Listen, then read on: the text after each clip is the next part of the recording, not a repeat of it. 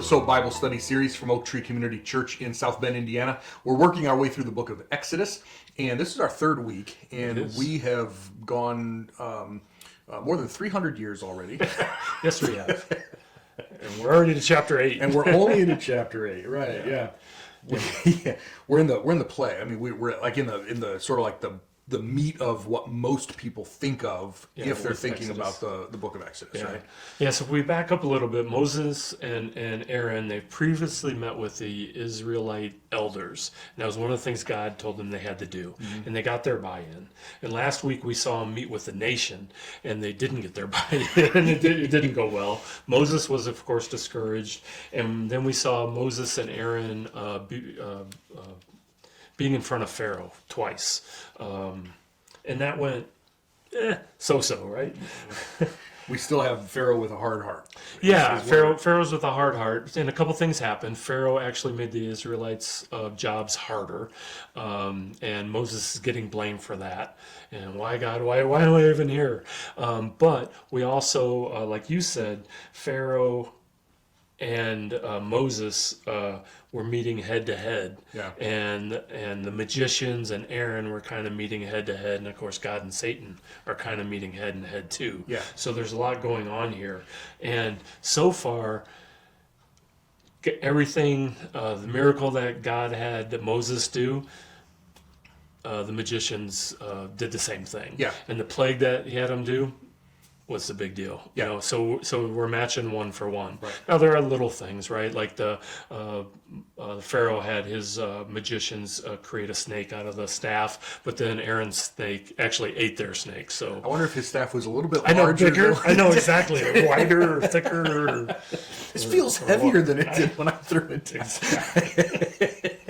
But either way, we're seeing Pharaoh hardening his own heart, and saying this God hasn't really showed me anything yet. Yeah. And we'll see as these plagues go on, God he ups the ante on all these. Yeah, absolutely. And in a couple of different ways that we're going to see, especially this week, we're going to see plagues, there are 10 plagues, right? 2 through 8, right? Over a couple of chapters here. So we're really... Yeah, so we're in the plagues. And of course, with all these plagues, Moses goes back to Pharaoh, says, release my people in order for us to serve them. And that's the whole idea. Yeah. Right? They want to have time to go in the wilderness, 3-day trip out, have this wilderness pilgrimage to God, 3 days back. That's all they're looking for at this point. Yeah, what's interesting is that even the ask starts to change. It does. It went from this trip to in order to serve them, or in order to serve for us to serve God. Yeah. Now, technically, chapter 7 has one final verse, verse 25, that really, I think, belongs in chapter 8 because it fits with the storyline better. 7 full days passed after God struck the Nile. Right. I think that's the only one where we're told that there's the time like in between. Time. Yeah, but you wouldn't think these would happen immediately after one another. Yeah. But it's good to have a time marker anyways. Yeah. So God tells Moses tells Pharaoh. We also just see that the wording of that all along in there. Yep. But it is important, and it is important to keep reading these because there are some subtle differences in here. Like this time, he tells them what the plague is going to be. Mm-hmm. Otherwise, they'll send a plague of frogs. Mm-hmm. So the guys meet with Pharaoh. He refuses. Aaron extends his hands, staffs, to bring the frogs forward. And again, a frog. There's at least one Egyptian god that always is shown with a frog-type head. Frogs they weren't worshipped necessarily, but they were definitely connected with Egyptian gods, right? And so they were in the Nile. Crocodiles, same way, so they come up out, the frogs come up out of the water. Right. This seems to be more than 1 or 2 frogs. Just a couple. This is a bunch. And so all these frogs come up. Moses and Aaron leave. Pharaoh summons them back and says, pray to your God to remove the frogs. I will release the people to sacrifice to the Lord. And also, by the way, I'm not sure if I mentioned it, the magicians also created frogs too. Which I find is hilarious because not only this, I remember growing up in Sunday school, and this is one of my core memories in Sunday school, is that the frogs got into the ovens, and the frogs got into the bathtubs, and the frogs got into the cooking pots and everything. Yeah. And so what do the magicians do? Let's make more. It's like, first of all, how do you even know? I mean, how do you even? There's so many frogs. How do you know that? Yeah, which that's ones a are Moses frog and that one's a obviously they're magician frog? color-coded. Were they at the Nile and a whole bunch more came up? Or right. whatever. But why would you make more? Well, obviously to prove you can. Well, yeah, but wouldn't it make more sense for the magicians to Take just away get the rid of elements them? Yeah. Get rid of them. Your guy notice can. they don't, but they're matching. Yeah, because, and this is a really big thing, and I know we're making fun of it a little bit, but Satan never has original ideas. Right. The best he can do is copy. Right. And we see that he questions God and he copies God. That is Genesis to Revelation. So he doesn't have... And certainly the plagues. Yeah, he doesn't have any new ideas, and he can't undo what God did. I mean, that's the thing, right? He can make more frogs, but God's not going to let him undo. Well, we'll see this week.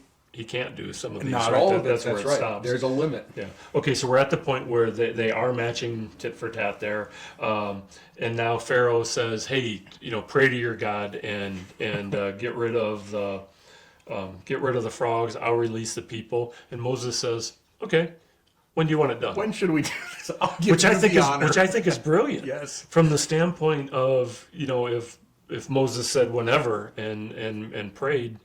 He could always come back and say, "Oh yeah, I prayed for that." Yeah. And came back. Instead, my magicians did that, or whatever. Instead, it's like you tell me when you want them gone. Yep. So Pharaoh names a time. Why not today? I mean, that's the other thing. It was the next day. He's like, well, let's do it because they tomorrow. hadn't gotten in the ovens yet. So Moses cries.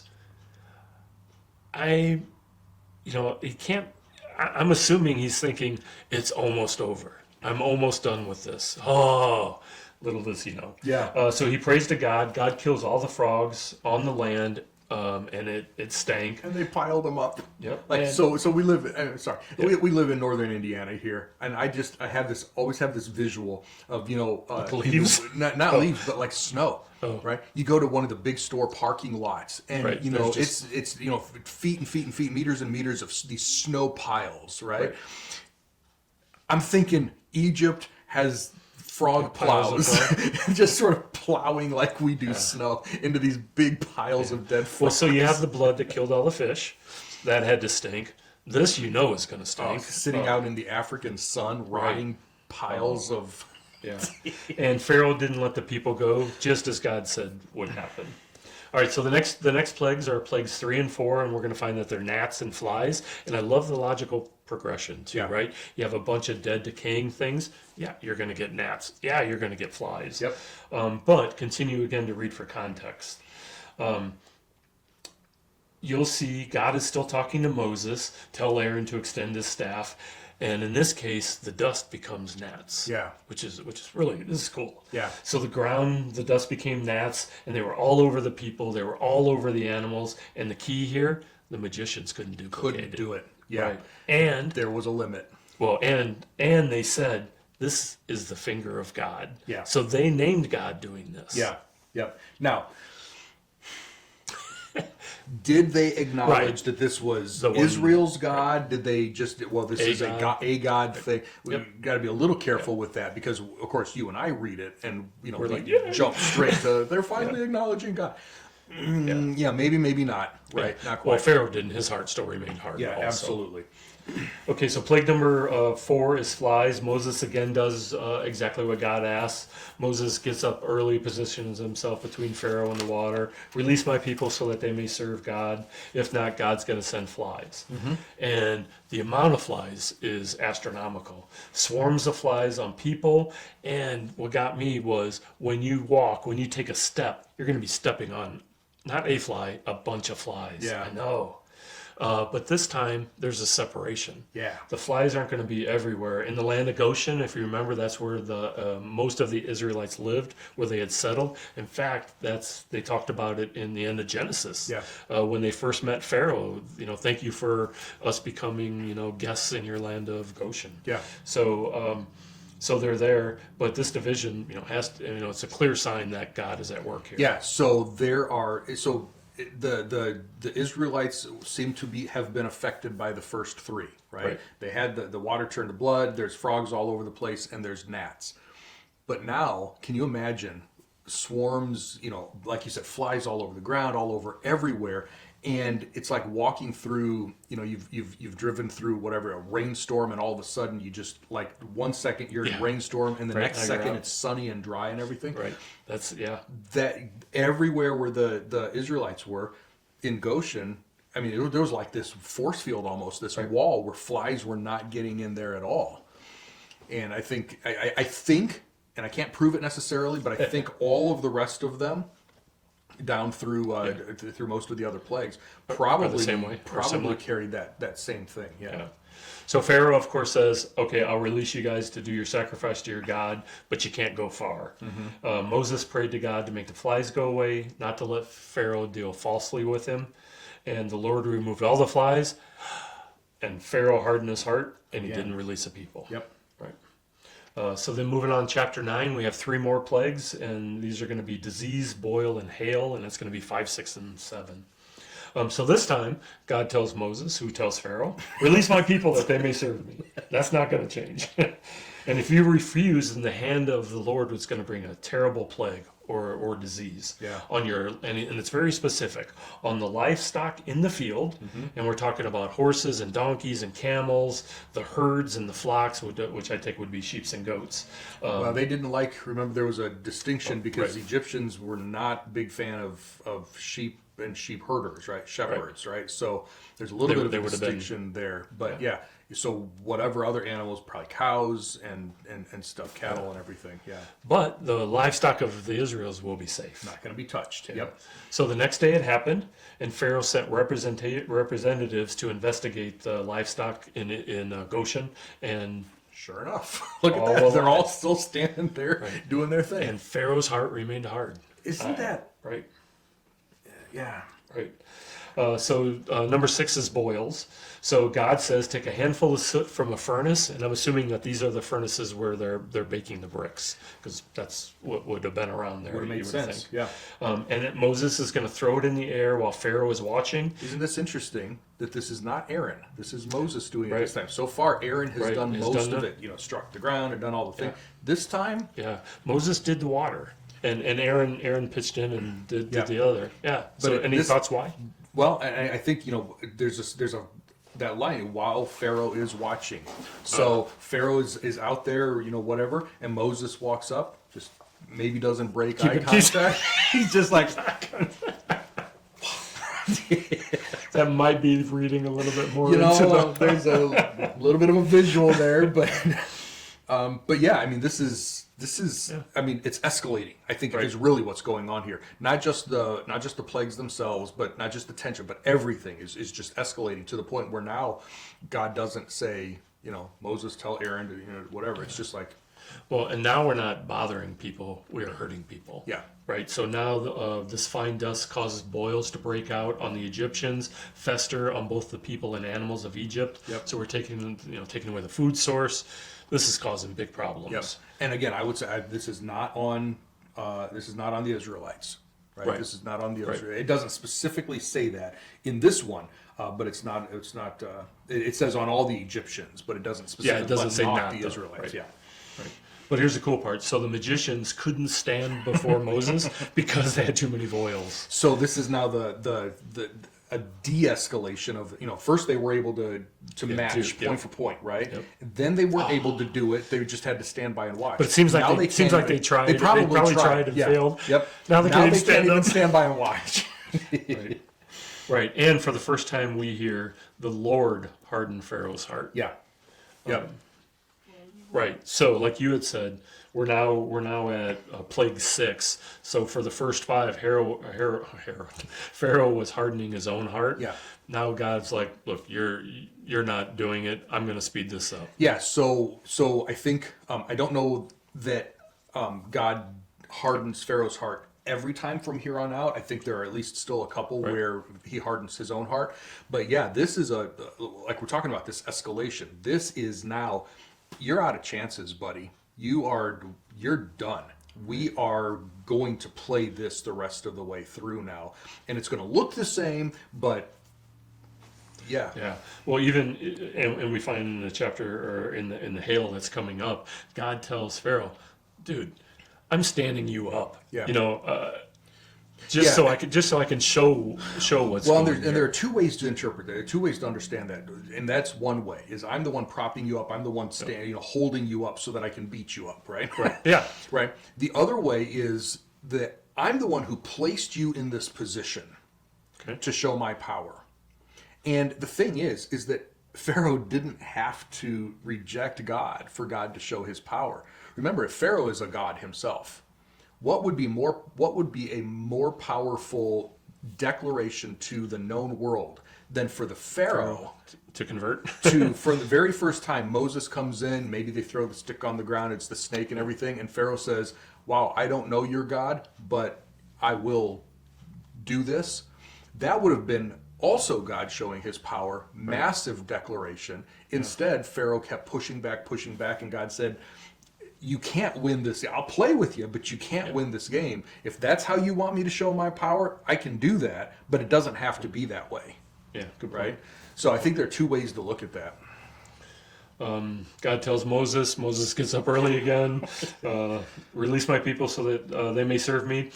This time I will send all my plagues on you and your servants and your people so that you may know no one is like me. Like you said, we're upping the game here. Yeah. God also says, I could have killed you at any time. The whole stand-up thing is in there. And then you still will not release my people. I'm going to send a hailstorm bigger than one that Egypt has ever seen. Yeah. You should tell everybody to bring their animals and people inside to a safe place. Otherwise, they'll die. I love the fact that there is still mercy. There is still grace. There is still warning before the judgment. But also, you're Pharaoh, right? You're not a god, but all your life you've been treated like you are a god. So there's an ego there. Now there is a God that is showing things that your magicians can't do. Yeah. And now your God is saying, oh, by the way, you should tell your people they should get inside. Yeah. Now you have to eat a little crow. Yeah. Am I going to sacrifice my people for my pride? Yep. Or do I tell them that because I know this guy can do what he just said he's going to do? Yeah. Well, and that's kind really of part of his growing process. Yeah, and that's really what I was talking about is God was, good point. Pharaoh had the opportunity to acknowledge God's power without having to go through it. And he wouldn't do it.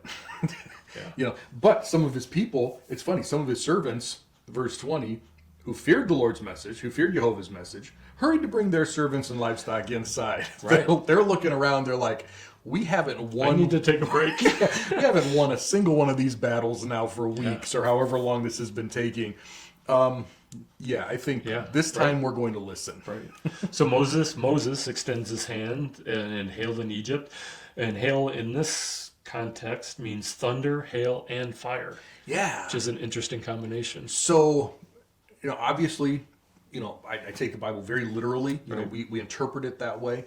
Is it possible that it wasn't just hail the way we think of it? If there's fire, that's exactly the way I read it. Right? Was it a meteorite shower or something that came down? It's burning through the atmosphere and it sets things on fire. It could be any of those. But we think of I sort of like to play off, hail is ice, right? Little chunks of ice. So we have fire and ice. I sort of like that play, but it could be something more than that. I mean, we could be talking celestial now, not just atmospheric. And God is like dumping space rock, burning space rock on Egypt. Right. So all the trees are broken, fields are in ruins, except for the land of Goshen.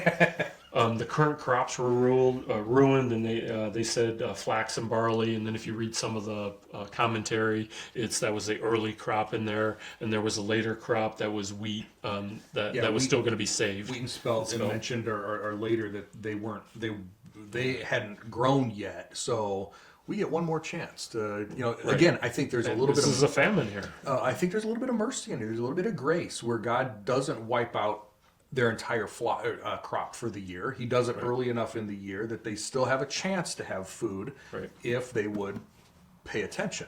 Yeah. Pharaoh seems to break here, at least a little bit. I have sinned, my people are guilty, and the Lord is righteous. Mm-hmm. Wow. That's quite a declaration. Pray to him and I will release you. Interestingly, he doesn't say he's going to pray to him. And this time Moses doesn't believe him, right? Because we're on Yeah, the we're on- seventh we're on the plague, and he seventh lied plague. 7 times so far. So Moses is like, hold on. So, but Moses says, this time when I leave the city, I'll spread my hands to the Lord, and the hail will cease. But I know you don't fear God yet. Yep. So Moses did that. Hail stopped. Pharaoh and the servants hardened their hearts again. What do you get? What do you know? Yep. Yeah. So then we hit chapter 10. We're going to go through verse 20 for this week. We pick up the 8th plague, which is locusts. Locust, yeah. Yeah. Because there might still be some green stuff left after the hail and fire, and we wouldn't want to gotta have get anything. So God changes up his message a little bit. He says, I've hardened his heart and his servants in order to display my signs, but these are also for your children. So he's talking about the land of Israel there. And so that their children can hear how God made a fool of Egypt. Yeah, your son, your grandson will. Right. Yeah, I mean, like, Well, I made like you said, fools. 3,000 years later Yeah. for us too. Yeah, I mean, we're we're still making fun looking of we're still making fun of Egypt. Probably shouldn't be. I know exactly. But we know how it is. So Moses and Aaron met with Pharaoh again, had the same conversation, release my people so they may serve you. If we refuse, I'm going to bring locusts tomorrow. So he introduces it with a new question, right? In verse 4, or the verse 3 rather, how long do you refuse to humble yourself before me? Right? And of course, not that isn't Yeah. Moses before me. That's Moses speaking for Yeah. God, right? He's like, dude, Well, we've done this 7 times now, 8 times already if you count the snakes with the sticks. It's like, how long are we going to play this game? You can't win, Right. you know? And what's really interesting is the servants then say to Pharaoh, so I assume Moses and Aaron have left. Yep. But how much longer are we going to do this? Yeah. Dude, release this people. Let's Yeah. get on with our life. Yeah. Let's figure things out here. Yep. So Pharaoh calls Moses and Aaron back. All right, fine. You go serve your God. Wait, who's all going again? Tell me who's going. So Moses says, everybody. We're taking everybody. We're taking all of our livestock so we can hold this pilgrimage. Yeah. Pharaoh's like, no, only the men can go. And then he kicks them out. Yeah. Well, I'm holding your women, your children captive. I'm holding, you can take maybe some animals for the sacrifice, but you have to come back here. Right. You don't just get to wander away. Yeah. Like- So we end up with locusts. So God told Moses to extend his hands. Locusts came in with the east wind all day long. It was kind of, that got to me somehow. And then when they leave, a west wind blows. But they covered everything and they ate anything green that was left. Yeah. And nothing green was left. Moses again was summoned. Pharaoh repented. Same story. Stop it, I'll release everyone. And Pharaoh reneged again. Yeah. So the good news is, you see this repetitive process. It has changed. It has escalated. God gives the reasons why. He wants to show the Egyptians who they are. Now he wants to show the Israelites and all the children through perpetuity. Yeah. I am God. Yeah. He's upping his game. Satan and his people can't match it. Yeah. So God's doing where he's at. So not to give spoilers or anything, but so these Israelites who are watching this happen all around them get out to Sinai here in a few chapters, and they're like, "Oh, it was so much better back in Egypt." It's like, well, we had better food back there, but you also You took us out for this. all right. of this. I mean, they lived through this. Right. And then because they complained and everything, that we have the years of wandering and they didn't get into the promised land, their kids did, the whole Right. thing. They lived through this and they still wouldn't trust God. And we haven't changed. Yeah. Right? We're the same way. Yeah. I mean, think about everything that we have today. Yeah. And we complain because, Yeah. I have to get out of the car to pump my own gas. My life is so hard. Well, one on a serious note, for those watching, if you've ever prayed for someone and they just will not change, that's also a story old as time, right? I mean, you've got Pharaoh here, who is, all of this stuff is happening to his nation, to himself, to his family, to all of these things, and God will, touch his family in a very Right. special way next time, and some people just refuse no matter what God does. Right. And it's not like God didn't give him the opportunity. God wasn't withholding his grace. Right.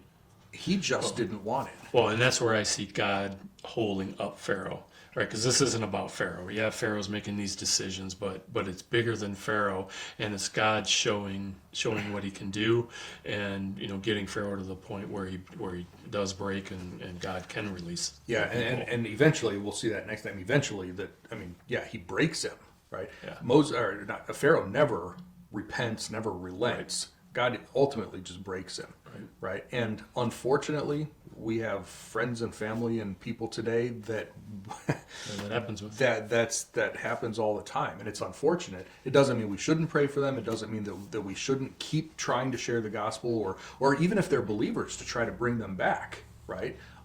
But some people just insist on doing it the hard way, and you run up against God and you break every time. Right. So, yeah, that's the sad part of the story. I mean, we sort of cheer when it's the bad guy, but it's not so funny when it's someone we know and love. And so, but I love the fact that God showed His mercy, showed His grace, gave warning after warning after warning in here, and He's still the same God who does that today. So take that as an encouragement as you read this week. If there are some things that you find interesting or challenging, leave them in the comments or message or email us. We'd love to interact with you, discuss those with you. Otherwise, we'll pick up here with a couple more plagues next time, and one of the greatest institutions in all of Scripture picks up next time in chapter 12. Oh man, Pretty cool. I can hardly wait. I'll see you next time. Bye everybody.